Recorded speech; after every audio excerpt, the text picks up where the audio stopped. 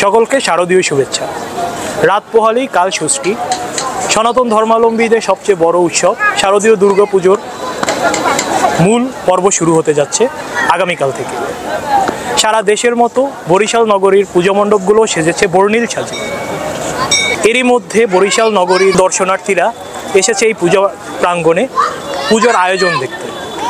চলুন জেনে নেই আয়োজক ও দর্শনার্থীদের থেকে এই প্রস্তুতি সম্পর্কে।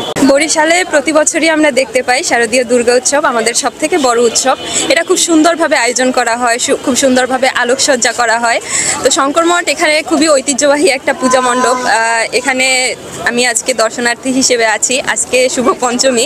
আজকে আমার খুবই ভালো লাগছে এবং এবছরের এই আয়োজন দেখে মনে হচ্ছে আগামী আরও যে 5টা দিন আছে আমাদের খুবই ভালো কাটবে মায়ের আশীর্বাদে। সবাইকে শারদীয় শুভেচ্ছা। আর এবার পুজোর মায়ের কাছে যাওয়া, সবাই যেন ভালো থাকে, সবার যেন ভালো হয়, এই তো। আর সদ্য অনার্স পাস করে বেরোইছি তো, যেন তাড়াতাড়ি কিছু একটা ভালো কিছু জব পাই, এই তো, আর কিছুই না। সকলকে শারদীয় শুভেচ্ছা। আজকে শুভ পঞ্চমী এবং আজকে বোধন পূজার মধ্য দিয়ে আমাদের আসলে শারদীয় দুর্গোৎসবের মূল আনুষ্ঠানিকতা শুরু হয়েছে এবং আগামীকালকে ষষ্ঠীর দিনে রয়েছে অধিবাস এবং পরের দিন সপ্তমীর দিনে সপ্তমী বিহিত পুজো এবং অষ্টমীর দিনে আসলে এখানে শঙ্কর মঠে অঞ্জলি আসলে প্রদান করা হবে। পাশাপাশি নবমীর দিন নবমী বিহিত পুজো এবং বৃহস্পতিবার দশমীর দিনে আসলে দশমী বিহিত পুজো শেষে প্রতিমা বিসর্জনের মধ্য দিয়ে আসলে আমাদের শারদীয় দুর্গোৎসবের সমাপ্তি হবে।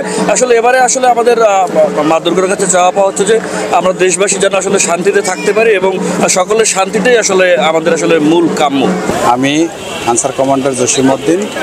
আমরা এই সদর উপজেলায় 72টা মন্দির আছে।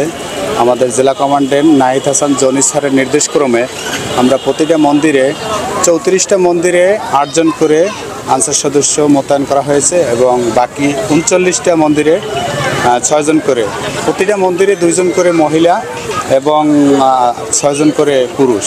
এবং আমরা সার্বক্ষণিক এখানে নিয়োজিত আছি এই মন্দির কমিটির সাথে। আমরা এখানে গত 24 তারিখ আমাদের প্রতিটা মন্দিরে যেখানে 8 জন ওখানে 4 জন, আর যেখানে 6 জন ওখানে 2 জন করে মোতায়েন করা হয়েছে। আয়োজকরা বলেছে যে এখানকার সার্বক্ষণিক নিরাপত্তার ব্যবস্থা তারা খুবই সুন্দরভাবে গ্রহণ করেছে এবং দর্শনার্থীরা মায়ের কাছে একটাই চাওয়া যে সুন্দর হোক তাদের আগামীর দিনগুলো এবং দেশের সার্বিক মঙ্গল কামনা করেছে।